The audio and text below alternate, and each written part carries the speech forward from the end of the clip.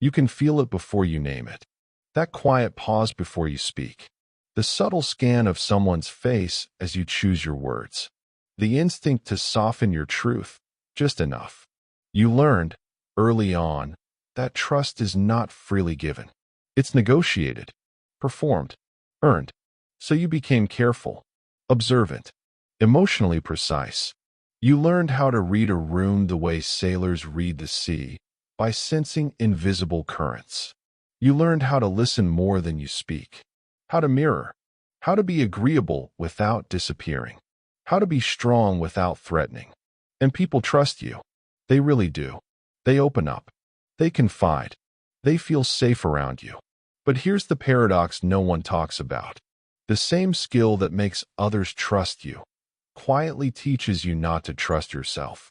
Because when trust is something you gain, rather than something you receive, love becomes conditional.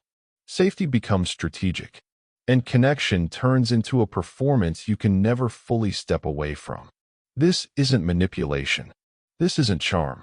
This is survival refined into a personality. And somewhere along the way, the question stopped being, can I trust them? And became, how do I make sure they never leave? 2. Definition and psychological authority.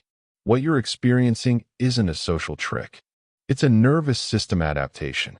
Psychology has a name for this pattern: hypervigilant attunement. It often begins in environments where emotional safety was unpredictable, where affection came with conditions, where approval had to be earned, where being easy to love felt safer than being real. Let's ground this in 3 key psychological frameworks. First, hypervigilance. Hypervigilance is a trauma-adaptive state where the nervous system remains on high alert, constantly scanning for relational threats. Your brain learns to prioritize anticipation over expression. You don't wait for danger, you predict it. At last, healing, conclusion, and affirmation. Healing doesn't mean becoming careless. It means becoming rested. It begins with inner child reparenting, learning to offer yourself the safety you once outsourced. It deepens through nervous system regulation, breath, slowness, body-based awareness that teaches your system. Connection doesn't require vigilance. It expands through shadow work, welcoming the parts of you that are needy, uncertain, unpolished. Not to fix them, but to let them exist. And perhaps most radically, you practice choosing softness over survival. You allow pauses. You speak without editing. You let others misinterpret you and survive it.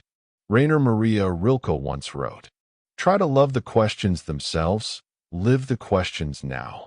You don't need to master trust. You need to experience it. The goal is not to be impressive, not to be endlessly safe, not to be trusted by everyone. The goal is not to be fixed, but to become whole.